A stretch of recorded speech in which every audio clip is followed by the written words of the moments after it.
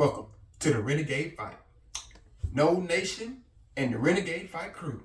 We are here for day number 6. We are almost over. Day number 6 of Honors Week. FSU Football Honors Week. Recapping Florida State's legends and greats. Just in case you may be new to the episode or been watching all week long, I want to say thank you for supporting. Thank you for watching.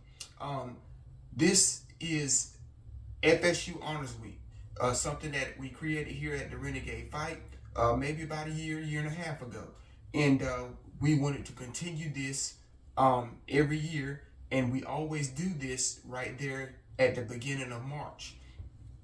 So just to give you a quick, little background on what Honors Week is, we honor as many as we can.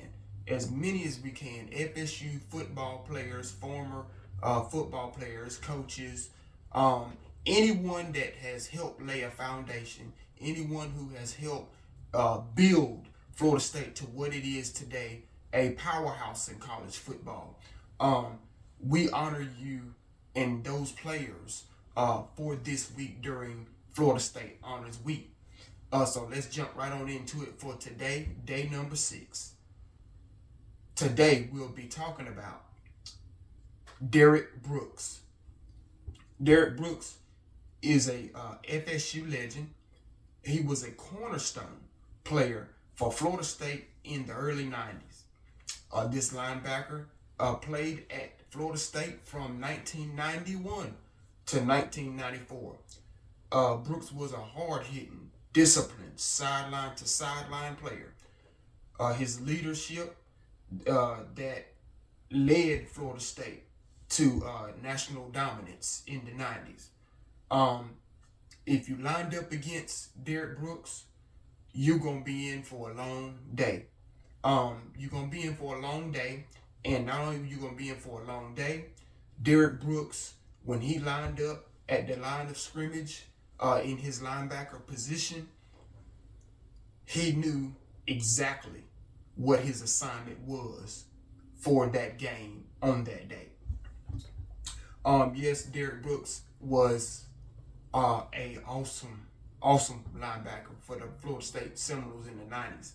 I'm too early to watch Derrick Brooks at Florida State as well.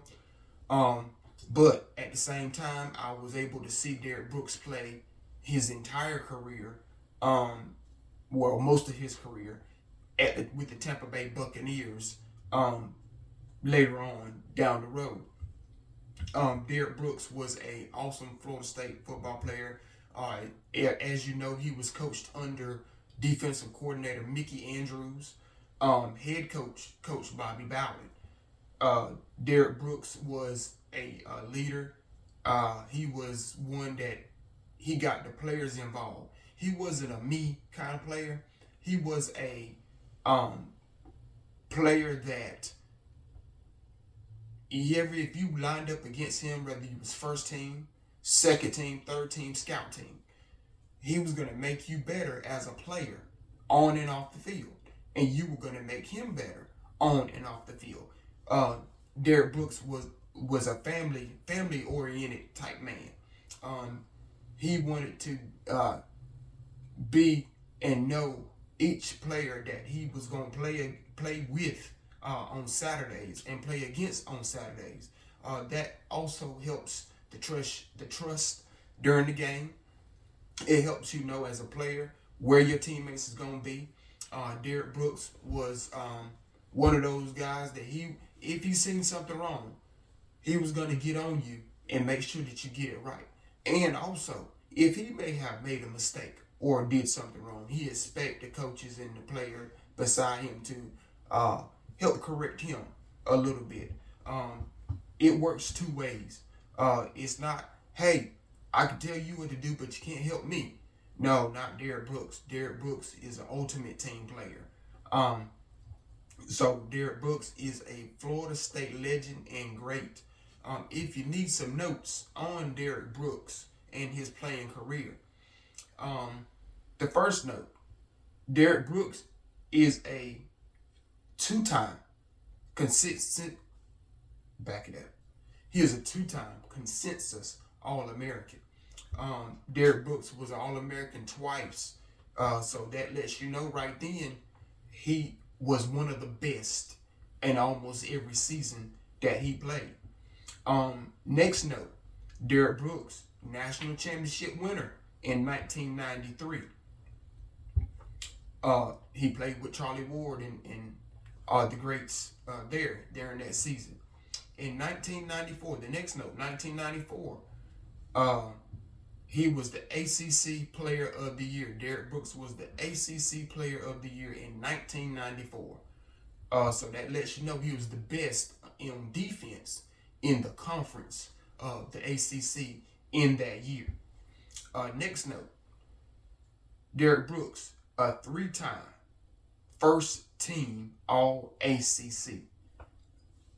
That lets you know how great he was. Again, next note, his jersey was retired in 2010. Derrick Brooks' jersey retired in 2010. Just in case you want to know what jersey number Derrick Brooks wore in the 90s, he wore the big number 10. When he wore that number 10, you knew that was a man coming to get you. The next note, Derrick Brooks is a Super Bowl champ with the Buccaneers in 2002. He played with the Buccaneers, and just in case you are a Buccaneers fan or you're not a Buccaneers fan, Derrick Brooks played with the great legendary Rondé Barber. Rondé Barber was a corner. He played with Warren Sapp. Warren Sapp is a Hall of Famer as well. He played with John Lynch. John Lynch was the safety on that defense. John Lynch, I want to say, is either being considered for Hall of Fame or is in the Hall of Fame. But John Lynch was awesome football player as well. John Gruden was the head coach for the Buccaneers during that Super Bowl run in 2002. Derrick Brooks has always played with some awesome players. And also, Derrick Brooks played with Ward Dunn while they was in Tampa Bay together as well. That's Derrick Brooks' career as a whole. He always surrounded himself with some great players so that everybody can be better at the same time. The next note and the last note for Derrick Brooks. Derrick Brooks is an NFL Hall of Famer. Next, we'll be talking about head coach Jimbo Fisher. Jimbo Fisher was the head coach at Florida State from 2010 to 2017. Fisher was a coach who always wanted to see excellence on the field. Players gravitated to his coaching style, creating ways to dominate and win games. Jimbo Fisher was a awesome disciplinarian. He was a awesome skill coach, and he was a awesome game planning coach. Yes, Jimbo Fisher was the head coach at Florida State from 2010 to 2017. Just to give you just a little note on Jimbo Fisher, he was the head coach in waiting while Bobby Bowden was still the head coach at Florida State. When Bobby Bowden retired, Jimbo Fisher was the next coach to take the job for Florida State. And what an awesome job Jimbo Fisher done. Jimbo Fisher didn't, I'm going to say it like this. He didn't take the reins from Coach Bowden. He molded himself the way that Coach Bowden would coach the team. Being the head coach in waiting, you had time to gel together. You had time to learn from each other. You had time to marinate, if you will, far as learning each other and how to run a program. Coach Bowden taught Coach Jimbo Fisher how to run a program.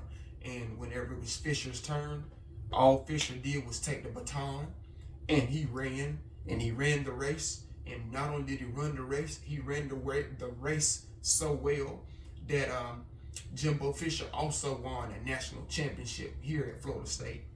So Jimbo Fisher was an excellent coach, just like Bowden in the 90s and the 80s and the early 2000s.